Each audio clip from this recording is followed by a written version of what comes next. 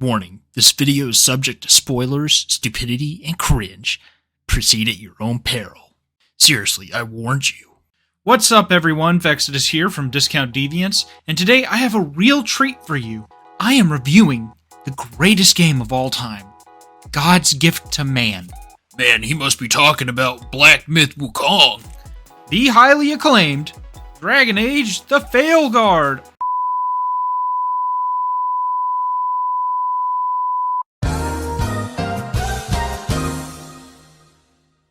Dragon Age the Veilguard. Oh, you stink! Whoa. I'm just kidding. All jokes aside, because that's all this game ever was, Dragon Age the Veilguard was the highly anticipated sequel to Dragon Age Inquisition. Highly anticipated until more gameplay started getting shown off after the initial announcement. People have been waiting for a Dragon Age game for years. So the big question is, what went wrong? Let me tell you what went wrong. Veilguard has massive faults that overshadow any good or redeemable quality that it has. Hold on a second, let me look at my notes. How much of that was there? By gods, we must have a real flop on our hands. Wasn't this supposed to be the game that would restore gamers' faith and trust in BioWare's ability to make good games? BioWare's return to form after their other major flops, Anthem and Andromeda? I will be ranking Veilguard on key major points and giving it a score out of 10. A score of 10 is a legendary game, worthy enough to have its name spoken by the gods, and a 1 being a doo-doo ass unplayable game. But let's not keep you waiting. Let's jump right in. Why must I torture myself in such ways? Number 1. Character creation. Starting off with the character creator, the character creation process was similar to that of Origins and Inquisition. Starting off, you select from one of the various Dragon Age races: Human, Elf, Dwarf, and Qunari. Once a race is chosen, you can go to town on creating the character you want. The character creator for Veilguard was alright, but some options I feel like they had little effect on how my character was shaped. Veilguard's character creator certainly wasn't lacking variety, as it provided many different hairstyles, facial hair, tattoos, scars, makeups, facial sliders, and body sliders. You can go crazy creating the character that you envisioned.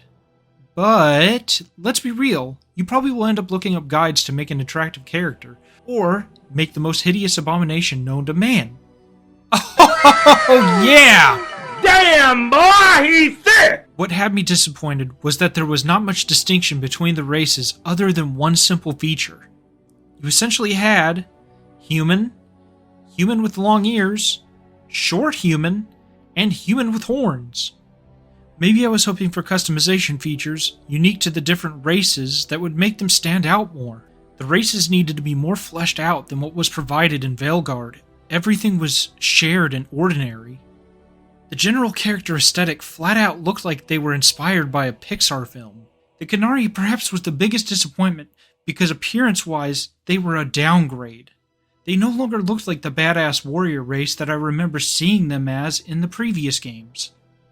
After your character has been customized, you can select one of the iconic Dragon Age classes. Warrior, the stalwart frontline fighter who can specialize in Reaper, Champion, and Slayer. Rogue, the agile death dealer who can specialize in Duelist, Veil Ranger, and Saboteur. And Mage, the wielder of immense magical power who can specialize in Deathcaller, Spellblade, and Evoker. Following the selection of your class, you can pick a background that will provide you with bonuses and unique background dialogue. Each of the backgrounds are linked to the different factions within the game, to include Grey Wardens, Antivan Crows, Lords of Fortune, Shadow Dragons, the Morn Watchers, and Veil Jumpers. In addition to that bonus, you have increased faction reputation gain towards that faction, and deal more damage to a certain enemy faction. I was initially excited to see in what ways the backgrounds would change the game, but aside from those bonuses and the dialogue options, I didn't feel like the backgrounds were that impactful and seemed like a massive missed opportunity. These backgrounds should have provided you with a small introduction as to how your character was recruited by Varric into hunting down Solus, just how Origins led your character into becoming a Grey Warden. But no, all of the backgrounds have rooks starting in the same damn location. It's lame as shit. Finally, I did not like how prior decisions from the previous games did not carry over, aside from a select few decisions from Inquisition, and even then, that was very limited. Number 2. Story. The story of Veilguard starts off really slow, predictable, and quite frankly boring, up until the finale where the last act was actually incredibly good. Veilguard starts off with your group hunting down Solus and stopping him from completing his ritual that will ultimately destroy the Veil, releasing demons into the world and killing untold numbers of people. The ritual he is performing goes wrong, and 2 of the ancient elven evil gods are released from their prison, where they intend on blighting the world, making them the central antagonists for the remainder of the game. Now, I initially thought that Veilguard was going to mainly focus on Solus based on how Inquisition went. However, it seemed like he took a backseat for a majority of the narrative. Why you do my boy Solus like this, BioWare? I mentioned earlier that I found myself bored throughout Veilguard's story. I will say that the final chapter certainly was the highlight of the game, which turned out to be epic. It was a bit late for that though. A better concept for the game, to have Solus more involved, is having half of the story focusing on the party hunting down Solus to prevent the ritual he is performing, but the elven gods would be released halfway through by accident. This would have given him the screen time that he deserved. As for the evil elven gods, their minions, and the companion story bad guys, they were all like boring cartoon villains with little to no depth or personality other than being straight up evil. They would show up every now and again, throw hands with Brooke, or talk shit, and then leave. I like villain interactions in my story, but at least make them interesting, please? It was like the story was the SpongeBob episode of Mermaid Man screaming, "Evil!" in Dragon Age form. Probably some of the worst villains I've seen in a while. I took notice that there were people bringing up the lack of the dark fantasy aspects that the previous games had. The dark fantasy aspect of Veilguard were sort of present, yet they didn't lean far enough into those dark themes that Origins began with. But Vexitus, there's bodies and shit. But those aren't entirely the main reasons Origins was so dark to begin with. Origins was dark because some of the choices that seemed to be the most obvious good choice would lead to a not so good outcome, that sometimes the lines of good and evil were gray.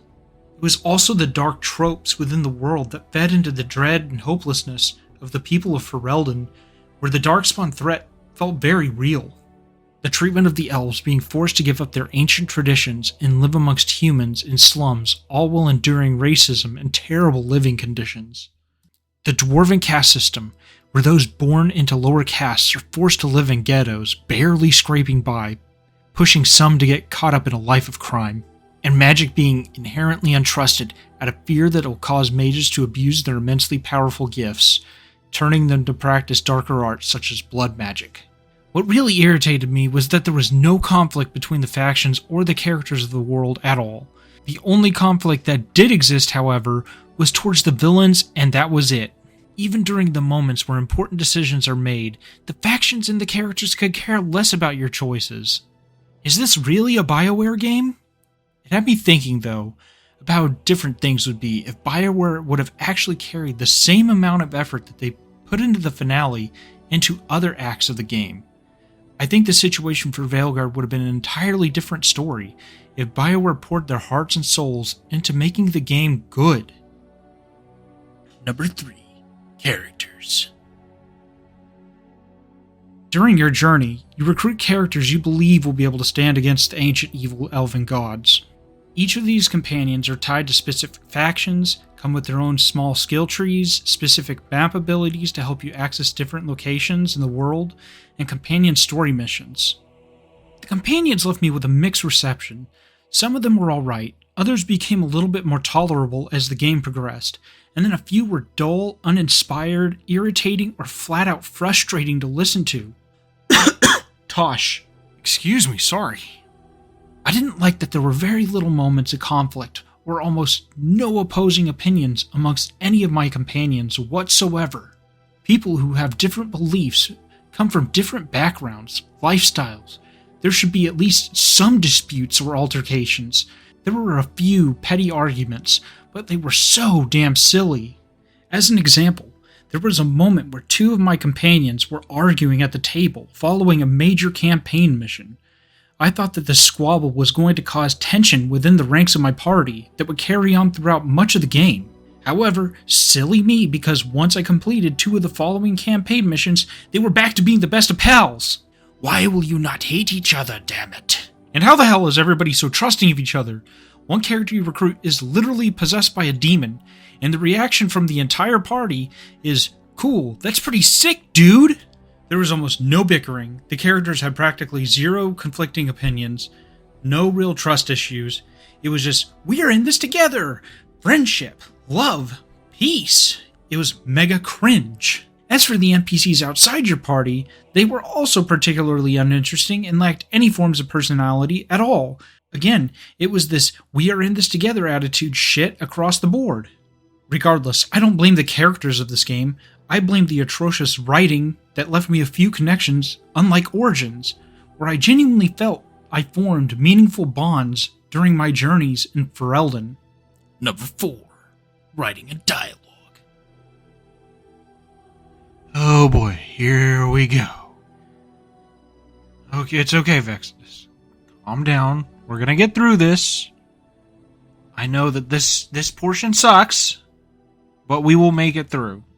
Help! As I mentioned before, the true problems begin to unravel within the writing and the presentation of the atrocious dialogue. It is almost as if Veilguard was made by a completely different studio altogether. Everything was so muddy, predictable, uninspired, and devoid of any type of nuance or charm that the previous Dragon Age or Mass Effect titles had. What the hell, BioWare? What the hell? Everything read and sounded like it was written for and by teenagers. Are you telling me that everyone you recruit is going to see from your perspective? That there was no opposition to the decisions that you were making? The dialogue was the worst shit I have ever heard in the Dragon Age series. It lacked impact, tact, wittiness, soul, or any meaningful interactions that made Dragon Age great. The player choices came across like the game had a hidden, built-in babysitting, hand-holding safety switch, preventing them from having any mean interactions whatsoever. There was no intimidating anyone outside of the enemy, no choices that made you sound like an asshole. The only thing you got was sounding like a very stern, disappointed dad. Gee there, son, I'm sure disappointed in you. You essentially only have these options for dialogue.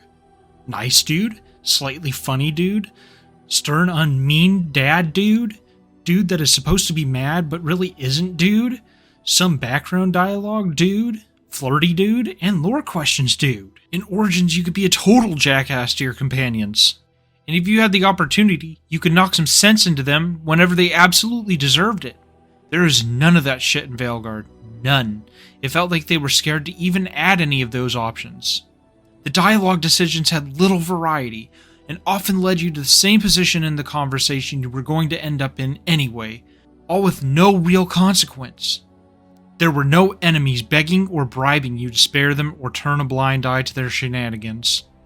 No morally gray area interactions that have you questioning yourself, did I make the right decision? Veilguard was deprived of the moral choices that the other BioWare games were known for. I can only hazard a guess that BioWare did this to ensure that no one would get offended or feel uncomfortable when dark decisions were made. Morality was always a staple feature in BioWare games and leaves me very concerned for the future of Mass Effect, should they decide to scrap the morality system in all of their future titles. The companion approval system appeared to only affect the companion levels. Not that it mattered anyway, since they almost magically agreed with me in a majority of the interactions. Alright everyone, I'm gonna go make fun of homeless people! I think another reason as to why the writing fails to land on its feet is because there is a complete lack of emotion in the dialogue itself, the tone of the voices, and the facial structure of the characters. When the characters look so devoid of any emotion when they're speaking, it is hard to understand the point they are trying to convey. The romance options felt over the top and usually sounded so cringe. Like, holy shit, the romance was super cringy this game. It sounded like it was a lame modern teenage fanfic, trying to appeal to an audience that has no intention of buying their game. Once your romance was locked in place, the option to romance other companions was gone. The companions who did not get your affection would go seek attention elsewhere amongst other companions or from NPCs outside your party, and some of them were questionable at best. Number 5. Combat and difficulty. Alright guys, at least we're coming to something of a positive. The combat of Veilguard took the Dragon Age 2 approach in its gameplay, where it was much more action-based than Origins, which was more tactical. The combat is fast-paced, flashy, and fluid, but because of the action-based combat, it was also very button-mashy, through the use of light attacks, heavy attacks, and the abilities gained through your skill tree. Light attack, light attack, light attack, light attack, light attack. Dodge, ability, light attack, light attack, light attack, light attack. Innovative 2024 Game of the Year gameplay! Just kidding, wasn't nominated.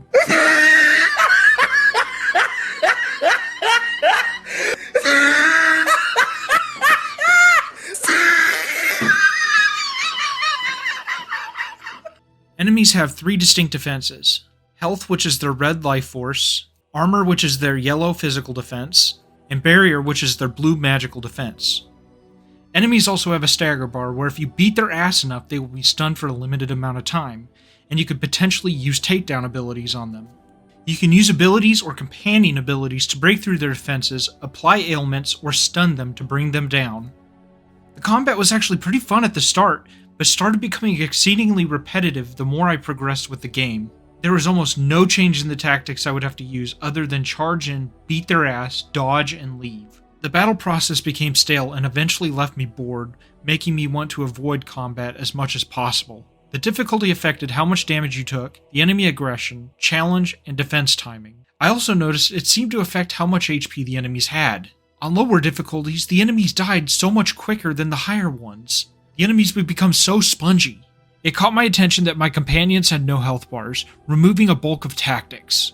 Because if I truly wanted to, I could run around in circles in the room, and they would inevitably kill something, or heal me back to full health. The only tactics that came into play between you and your allies were the abilities they would use, where you could weaken the enemies, lower barriers, sunder armor, apply status effects, buff you, or heal you.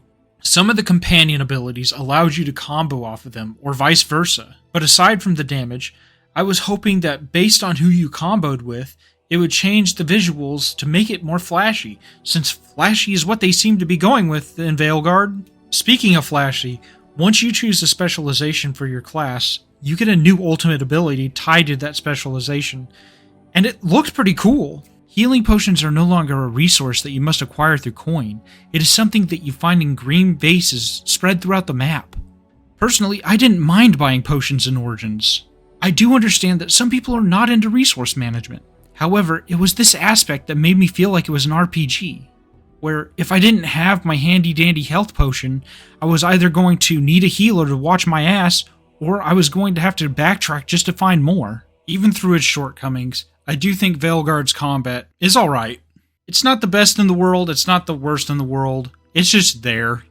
It wasn't innovative, it wasn't industry-changing, it was just Veilguard combat. Number 6. Classes and skills. I did like the direction they went with the classes and skill trees. Each class felt unique with their own abilities and specializations. The warrior can be a reaper who specializes in combining necromancy and lifesteal to sustain themselves in combat. Champions lean into their defensive abilities and immolation attacks, and slayers become experts in two-handed weapons with more aggressive playstyles. For the mage, they get the Deathcaller, who can use necromancy to drain life and apply necrosis. Spellblades combine melee and magic to fight up close and personal, and the evokers specialize in ice magic to control the battlefield. And finally the rogue, who can become a duelist, dual-wielding specialists who take advantage of dodging and parrying attacks, all while dealing damage back to their foes. The Veil Ranger, who focuses on using the bow from afar to dispatch their enemies, and the Saboteur, who uses traps and innovations to give themselves and their party the edge. The downside of all of this is that there are no such thing as stats in this game. There is no strength, there is no cunning, none of it. It doesn't exist. Your power is dictated solely off of your gear. The game no longer has persuasion, coercion, stealth, intimidation, lockpicking, none of that. All those mechanics that made the game into an RPG is no longer there. There was really no thought process to conversations in this game at all. The entire system felt so watered down and bare bones, it just didn't feel like there was much RPG left. While the classes are cool, there is no RPG elements at all. This game feels more akin to Devil May Cry or God of War than it does Dragon Age. Having those RPG skills made it into an RPG. It didn't feel like there was any sort of character development for my character at all, other than getting a few more flashy attacks. There was a mission in the game I thought was going to be a stealth mission. Note, this is halfway through the campaign, and the Venatori already know our faces well at this point. After plotting the infiltration, these idiots decide that it would be wise to leave their faces exposed, while wearing disguises that do not match the Venatoris at all. The party is able to traverse the enemy encampment without any of the enemies batting an eye. Eventually you speak with the guard to move further into their camp. This buffoon simply lets you waltz on in. There is no need to persuade him, or coerce him, or intimidate him. None of that. To make matters worse, a scene immediately ensues shortly after fooling the guard. The conversation happens right in front of the guard, while you and your companions discuss how everything is going according to plan, and how you all would finally be able to kill one of the elven gods. This is top-notch stealth gameplay. Who the hell thought that this whole thing was a good idea? This seems like amateur-level shit. To wrap combat and skills up, I think the purpose behind all of this was to make the game as accessible to as many people as possible, because there are people these days that have never touched an RPG before in their life. This allowed BioWare to remove any sort of complexities from the game, in hopes that they could draw a wider audience. Newsflash, BioWare, that audience doesn't exist. You are wasting your time. Number 7. The World. The lands of Thedas did have some variation, going from the busy dock towns of Minrathous, gorgeous canal districts of Treviso, dense and lush forests of Arlithan, a creepy undead necropolis in Navarra, the disgusting Hosberg wetlands, the stunning Ravane coast, and the mysterious lighthouse and crossroads within the Fade. The world did look good with the overall design and color choices for each of the locations that you would visit throughout the game. However, the feeling of having to go to these locations over and over and over and over again started to thin my patience. My main problem with the world is that the cities are more like a massive set of hallways and rooms, as opposed to being actual fleshed out cities. And some of the regions were no better. Certain regions were just not enjoyable to be in. But I had to be there 15,000 times just to make it through the game. Time to go to Arlithan for the 1,000th time. What's that? Did you say Minrathous again? Better not talk back or I'm sending you back to the Hosberg wetlands. Yeah, no thanks, I'm good.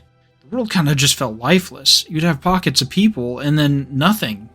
This was incredibly strange walking down the busy streets of Minrathous, and then eventually nothing. No one. It was empty.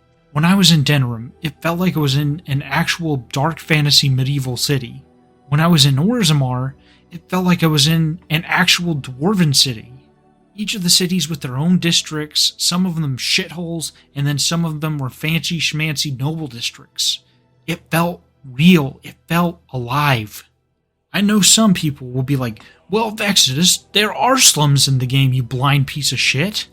However, there is no story or significance behind them at all. When you walked into the elven alienage of Denerim, or the ghettos of Orzammar, you felt everything. You experienced the hopelessness and suffering. Veilguard was like, here's a slums district, I guess. As I mentioned earlier, the cities in Veilguard didn't feel like cities, but more like MMORPG leveling zones, with a few spots of civilization, shops, and quests. Eventually, going to the same zones over and over again got repetitive, and by the end of it, I couldn't give a damn. But I knew I had to finish this game for the sake of this review. As I was nearing the end, I was ready to leave. Number 8. Enemies. There were multiple enemy factions in Veilguard, each with their own unique aesthetics and tactics in combat. The Antam or Qunari hellbent on conquest, mainly focusing on brute strength and used flamethrowers.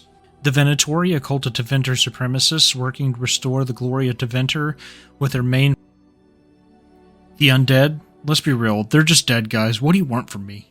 Mercenaries, just plain regular dudes. The Darkspawn, evil abominations who want nothing more than to watch the world burn. They often swarm you with husks, bomb pimple throwers, hulking ogres, foot soldiers, javelin throwers, and of course, suicide pimple bomb boys. Hell yeah. And the Demons of the Fade, who look a bit different than what I remember. Ghosts, fire dogs, and floating purple dudes. Their designs were either over-the-top, cartoony, or just completely wackadoodle.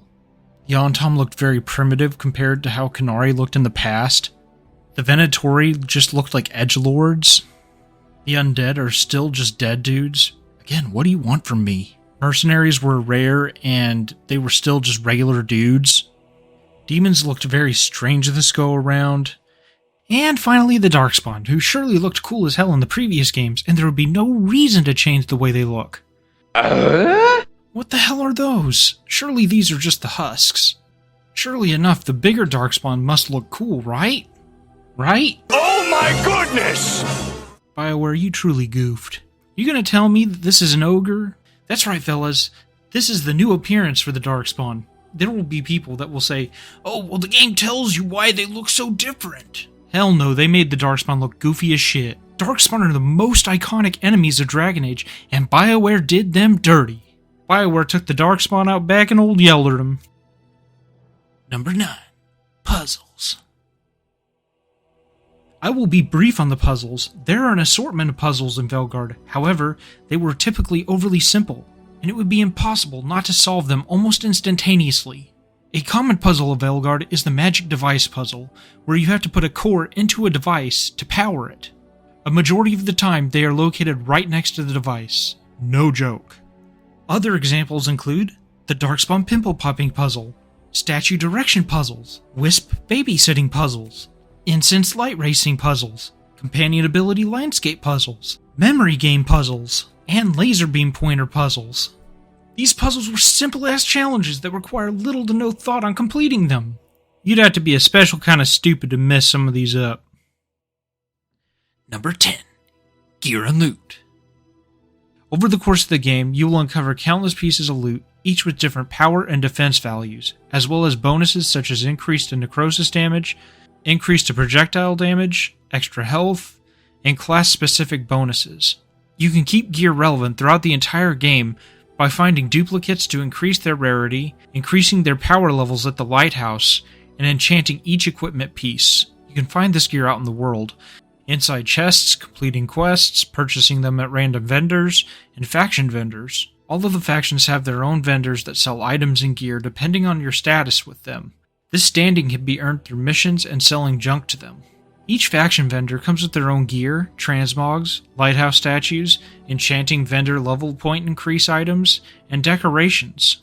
I do like the faction system, but the overall concept behind it was shallow and it seemed like they didn't tap into the full potential for all the factions. The upgrade system increases the power and defense levels of your equipment and unlocks additional bonuses for that item.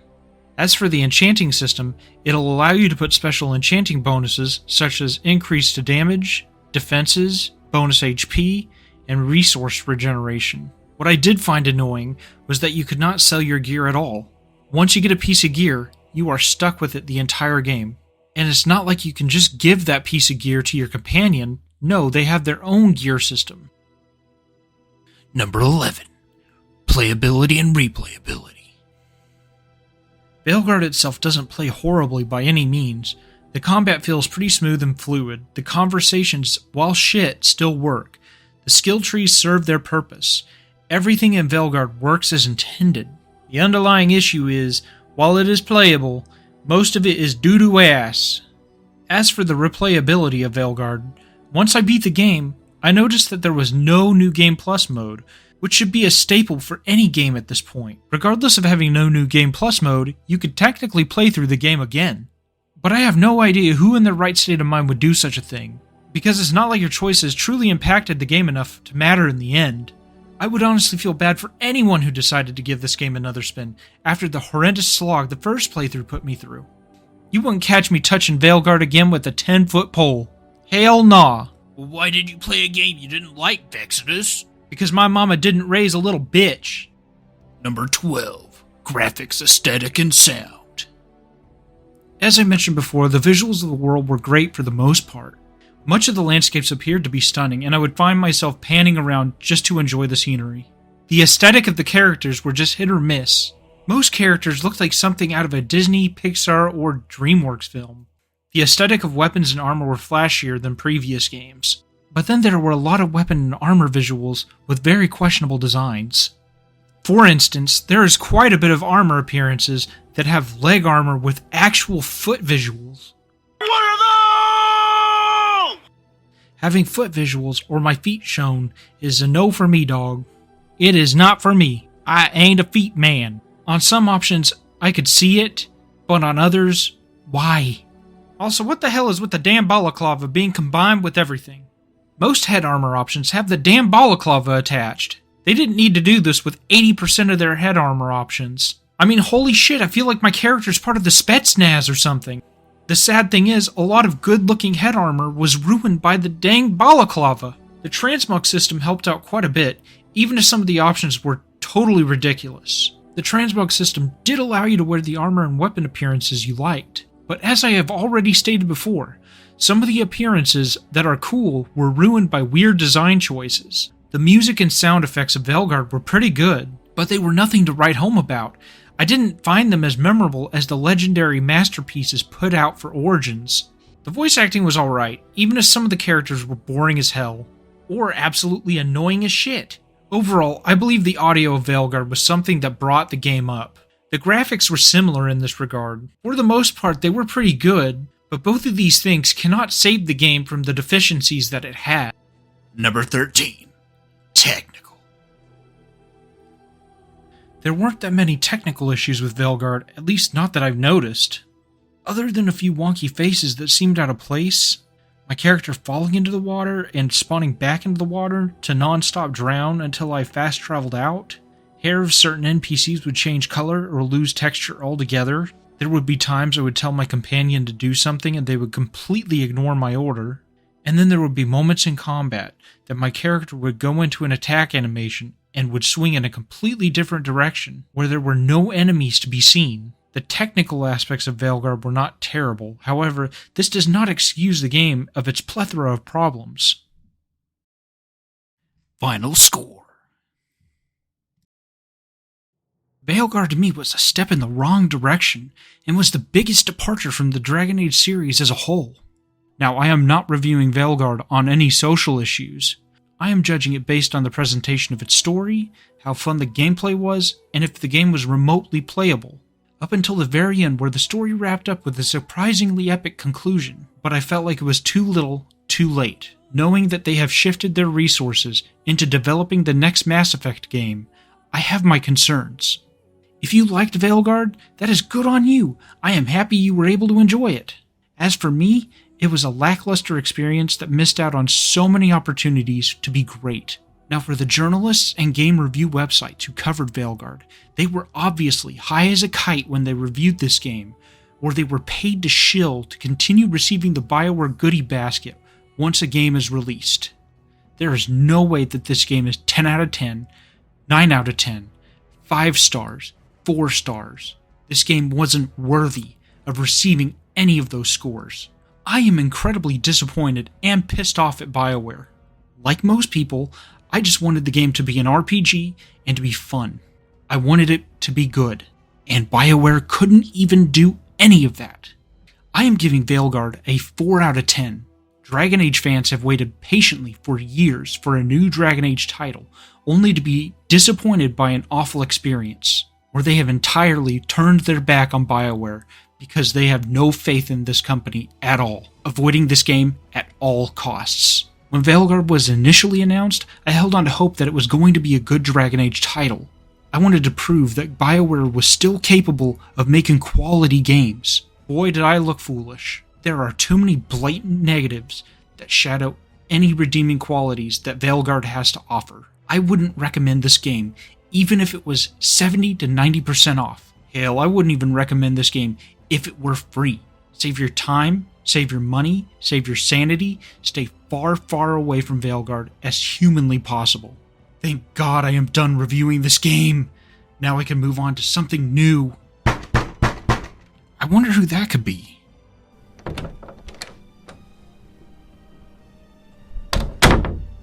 Crimson?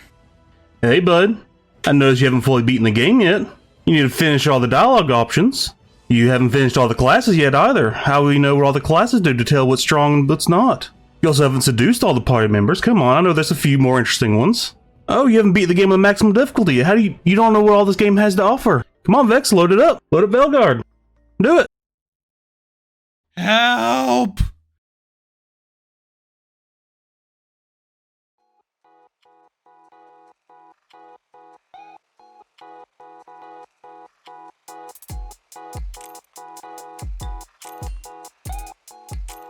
Oh.